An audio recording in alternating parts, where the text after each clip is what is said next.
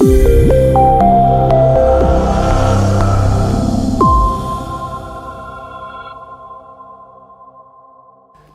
up, Daniel Heer, CEO and founder, Zeotap,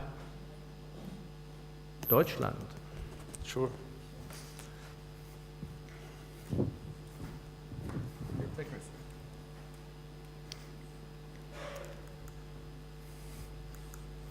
So what can you see here? You can see something we must not forget about.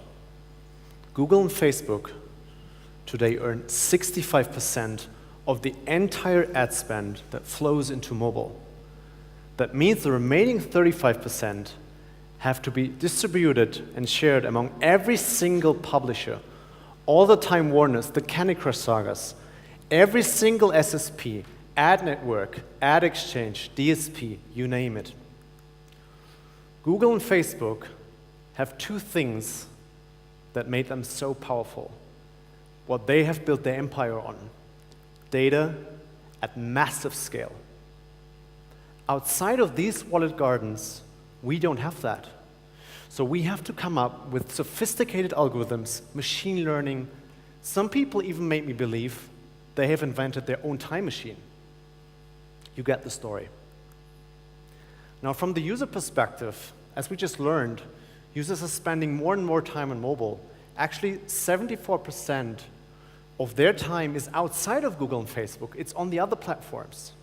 But on these platforms, advertising does not work today. It's mostly annoying, irrelevant. I give you an example. My director of marketing, Oliver, who's sitting with you here in the audience, was recently almost hired away by Amazon. As you can imagine, he was extremely compelled to work as a warehouse man. Unfortunately, he didn't pass the Polish language test.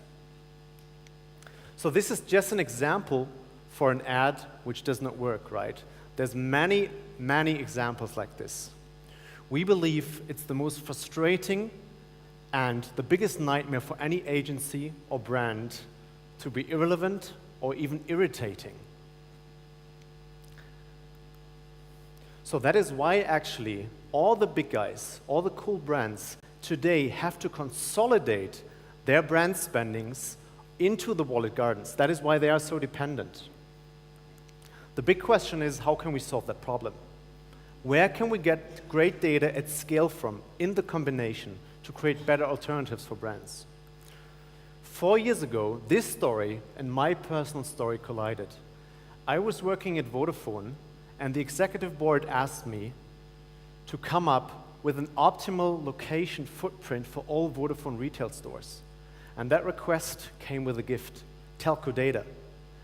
I was so amazed by the impact of that data on the overall project that I thought, what if we could make that data available to external industries? So remember, telcos have demographic data, they have location data, and they have browsing data at massive scale. There's no reason at all to hide behind Google and Facebook. If you think of aggregating 2 to 3 carriers per market, you easily reach 80 to 100% of the entire smartphone population. That is a real treasure. Now, when we started building Zeotap 2 years ago, people were telling me, Daniel, this is insane.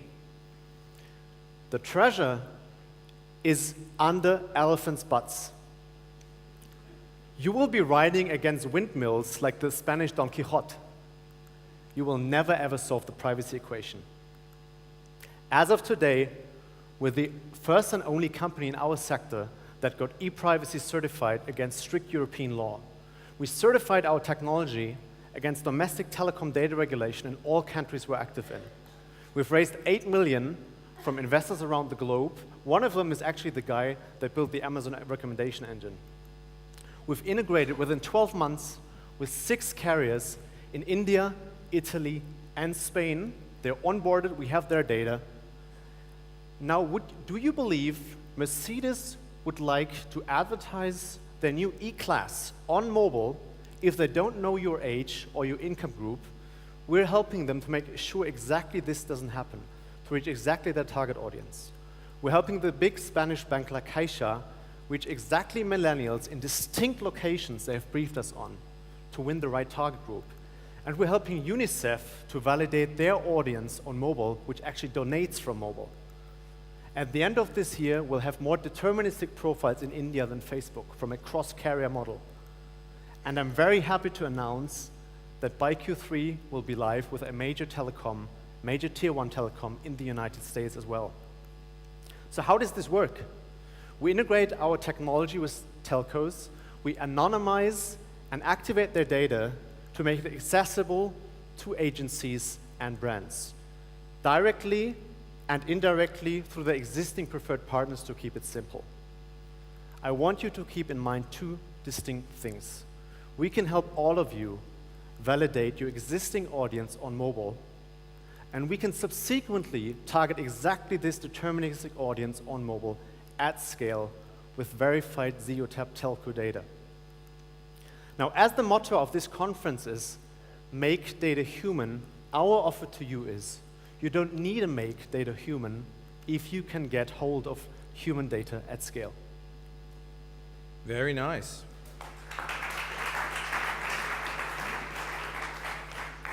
I'm going to come to you for some copy writing. So, members of the jury. Have you measured your data, the telco data, against Comscore and Nielsen to see if you match? Sorry, what was the question? You know, Comscore and Nielsen are measuring audiences, like age and gender, you know.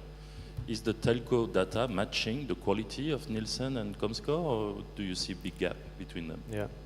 So as far as I know, Comscore's data is based on panels, and we have a huge interest in working with these companies and helping them to actually increase their capability of measuring ad performance.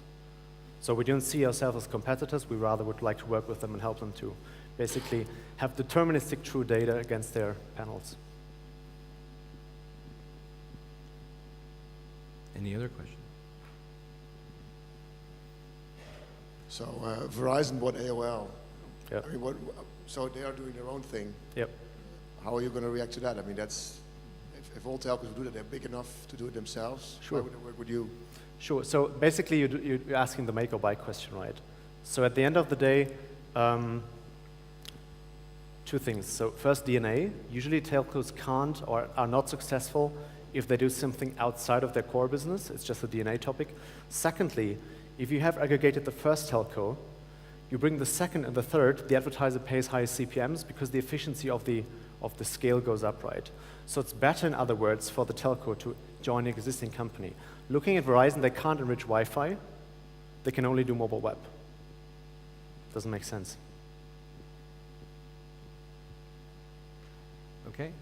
That's what we have for the questions. So I'd now like to bring down to the stage Olivia Colo, Digital Marketing Manager, Sky UK.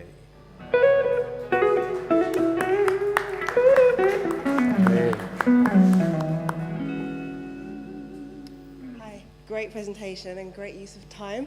Very well done. I think this is an amazing proposition, absolutely amazing.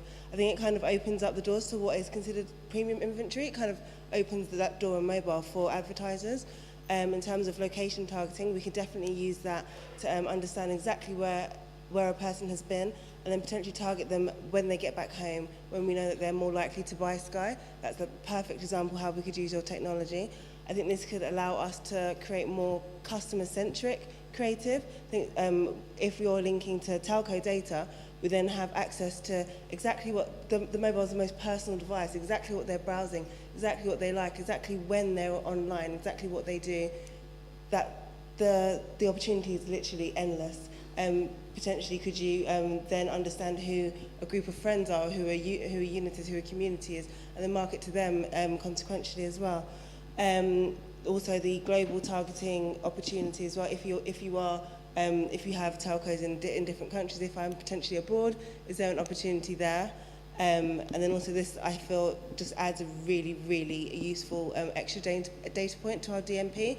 The retargeting possibilities are phenomenal. So retargeting somebody you know exactly it's that person on mobile rather than just assuming it's that person because they're connected to the same Wi-Fi. I could be staying at a friend's house. It doesn't mean it's necessarily me. This is absolutely amazing, and I would definitely like to talk to you a bit more about this after. Cool. Well, that sounds great, no? So, thank you very much. Please have a seat. And I'd like to, please Nice go. to meet you.